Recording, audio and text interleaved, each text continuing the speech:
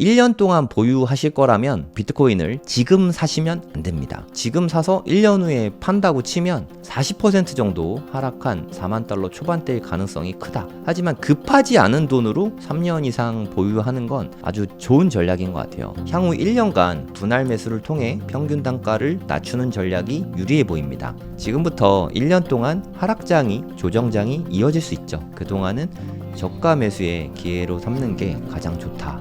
그러니까 1년 보유하면 손실 위험이 크고 3년 보유하면 수익이 날 가능성은 무려 99.16%입니다. 3년 보유하면 손해보기가 매우 힘들다는 뜻이죠. 그래서 여러분이 비트코인 투자를 생각하신다면 최소한 한 3년 이상 장기 자금으로 하셔야 돼요. 급한 자금으로는 절대 투자를 하시면 안 됩니다.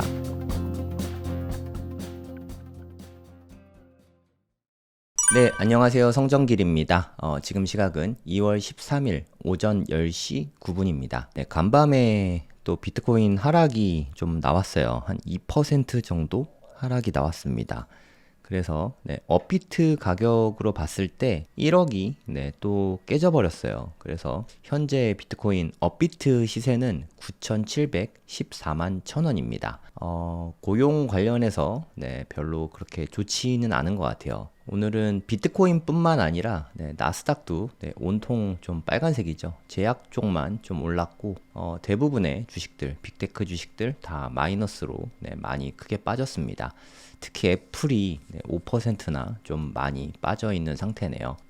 AI 발로 이제 생산성이 너무 좋아지기 때문에 대부분의 기업들이 다 초토화될 것이다. 돈 벌기가 힘들어질 것이다. 이런 내러티브가 조금씩 생기고 있어요. 그 영향이 아닌가 그런 생각이 좀 듭니다. 이제 좀 하락장이 점점 더 깊어지고 있잖아요. 그래서 저는 요즘에는 좀 인문학 책을 주로 읽고 있습니다. 인문학 책. 제가 보고 있는 책은, 요즘에 보는 책은 이세돌의 인생의 수읽기. 이 책을 읽고 있어요. 사실 저는 바둑을 잘 못 둡니다. 그럼에도 불구하고 바둑 이야기는 좀 재밌는 것 같아요. 작년에 그 이병헌 배우랑 나왔던 그 영화 있잖아요. 조훈현 구단 모티브로 해서 이렇게 이창호랑 조훈현이랑 이렇게 모티브로 해서 만든 영화가 있었죠. 그 제목이 아마 승부인가 그 책이 있었던 것 같은데 그러면서 바둑 이야기가 요즘에 좀 심심치 않게 나오고 있는 것 같아요.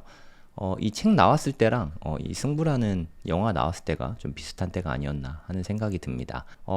제가 갑자기 바둑 이야기를 왜 하냐면 바둑은 그러니까 딥마인드의 알파고가 나온 이후로 완전히 판도가 바뀌었어요. 알파고로 대표하는 뭐 AI라고 할게요.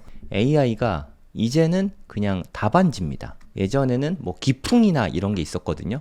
조훈현 스타일이다. 뭐 이창호 스타일이다. 아무튼 이제까지는 기풍이라는 게 있었는데 이제는 그런 거 자체가 없다. 왜냐하면 AI가 알려주는 대로 그냥 답안지를 보면서 공부하는 느낌이에요. 쉽게 말해서 우리가 어렸을 때 수학을 배울 때 선생님한테 배우고 답지를 보고 배우고 답안지를 보고 이렇게 하는 거구나 그러면서 그냥 익히기를 하죠. 2000년 동안 정답이 없었거든요. 바둑에. 바둑은 그냥 나만의 스타일을 찾는 게 중요하다. 저는 승부라는 영화는 봤는데 조훈현 구단이 제자인 이창호에게 그렇게 말을 하잖아요. 너만의 스타일을 찾아라 이런 이야기를 하고 돌부처 이창호는 본인만의 스타일, 방어적인 스타일로 질질 끌면서 노인네처럼 들면서 최고수의 자리에 오르게 되죠. 바로 또 스승도 이기게 되고 거기서 말하고자 하는 게 스타일이었는데요. 더 이상은 이 기풍이랄 게 없어지고 스타일 자체가 없어졌습니다. 이제는 그저 답안지를 보고 베끼는 분위기로 가고 있어요. AI가 말하는 대로 하면 이기고 지금 현재 제 바둑은 잘 모릅니다만 신진석 구단이 기록을 써가고 있거든요. 뭐 전 세계 기전에서 한 6연패 2025년까지 해서 6년 동안 연속 우승을 한 걸로 알고 있어요. 신진석 구단은 뭐 AI로 불리고 있습니다. 실제로 요즘에 프로 기사들은 다 AI의 도움을 받아서 답지를 보면서 공부하는 게 너무 당연시 되어가고 있습니다. 이세돌 프로는 그게 너무 안타까웠던 거죠. 바둑이라는 게 너무 재미가 없어진 거예요. 쉽게 말해서 그냥 답지를 보면서 답을 그냥 배우는 답습이죠. 이렇게 하는 게 너무 안타까웠다. 이런 이야기를 담고 있는 그런 책이라고 보시면 되거든요. 그리고 저는 이세돌 프로를 좋아해서 유튜브 통해서 뭐 여기저기 많이 출연을 하셨더라고요. 네, 그거 보면서 그렇게 생각하는구나. 그런 걸 좀 보면서 앞으로 AI가 우리 인생을 너무 많이 바꿔 놓을 것 같거든요. 그리고 수많은 일자리를 박살낼 것 같거든요. 가장 먼저 AI가 일자리 박살낸 게 개발 쪽이죠. 그러니까 뭐 코딩, 소프트웨어 개발자분들은 지금 극심한 위기에 처해 있습니다. 코딩 자체가 AI가 제일 잘하는 것 중에 하나가 코딩이거든요. 프로그램 만드는 거. 그래서 신규 채용이 거의 없다시피 하고 있죠. 만약에 컴퓨터 학과를 생각하고 있으시다면 정말 잘 생각해서 결정을 하셔야 됩니다. 이게 앞으로 우리의 삶을 어떻게 바꿔갈지 가늠도 안 됩니다. 저는 가급적이면 AI가 손댈 수 없는 건 어떤 게 있나 그쪽만 요즘에 되게 많이 고민을 하고 있어요. 제가 주로 하고 있는 게 뭐 교육업이고 그리고 요식업이죠. 식당 같은 거. 이거는 AI가 대체하기는 뭐 도움을 받을 수는 있지만 AI가 완벽하게 대체하기는 좀 어려운 면이 있지 않을까 하는 생각이 좀 들긴 합니다.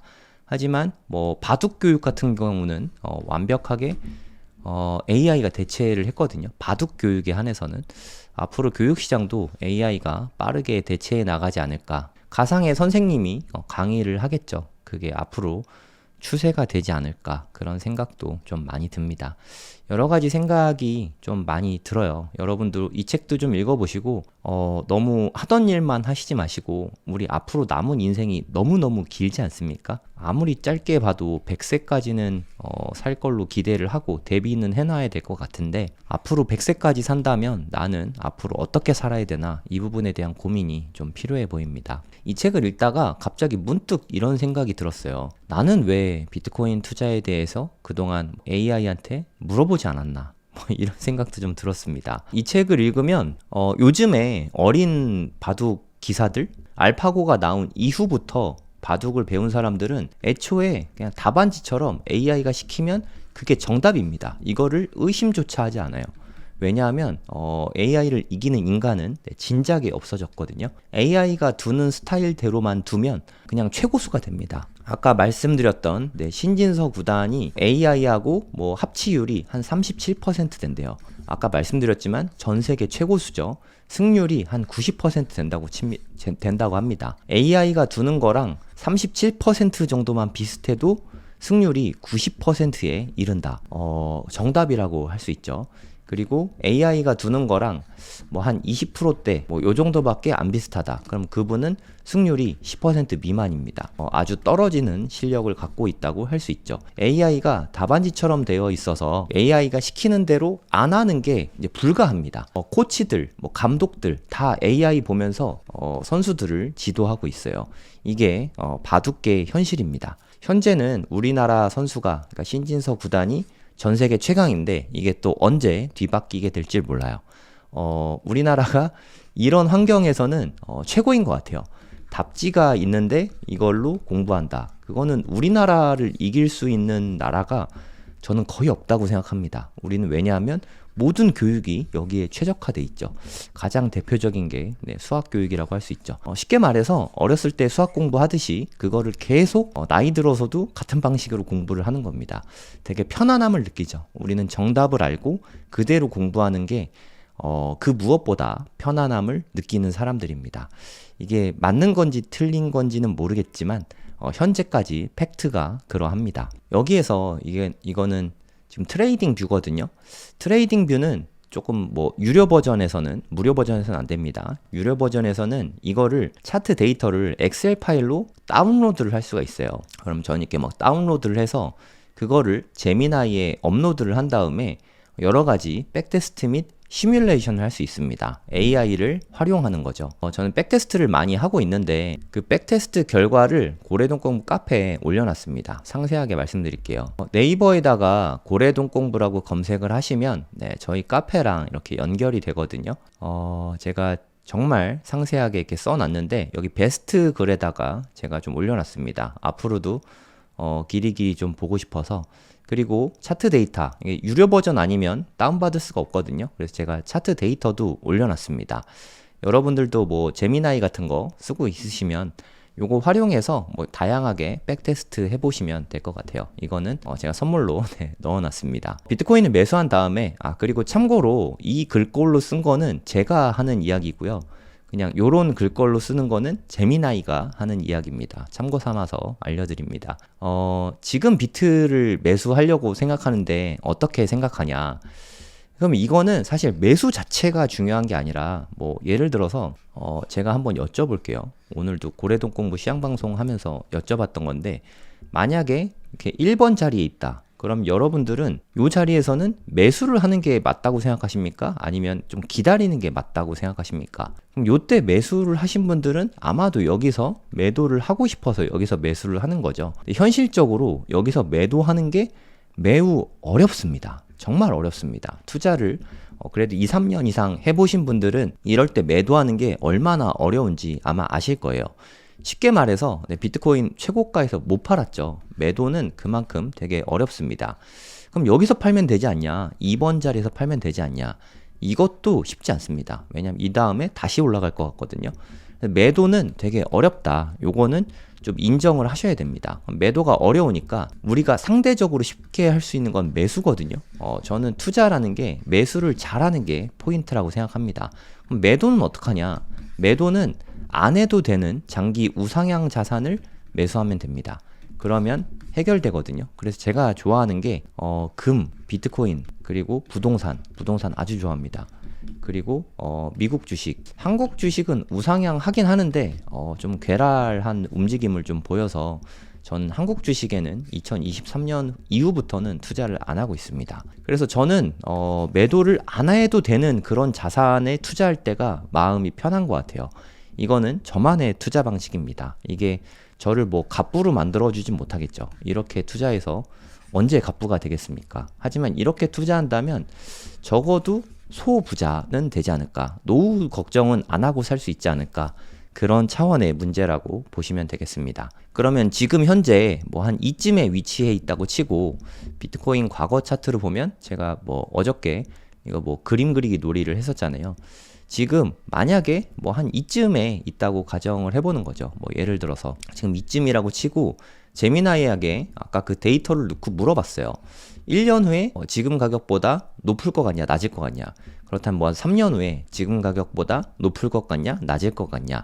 이거를 물어본 결과를 여기다가 담아둔 겁니다. 1년 후 결론을 먼저 말씀드리면 1년 동안 보유하실 거라면 비트코인을 지금 사시면 안 됩니다.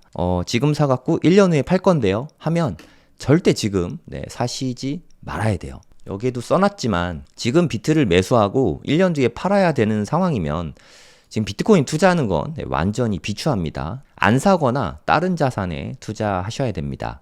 하지만 급하지 않은 돈으로 3년 이상 보유하는 건 아주 좋은 전략인 것 같아요. 그거에 대한 근거거든요.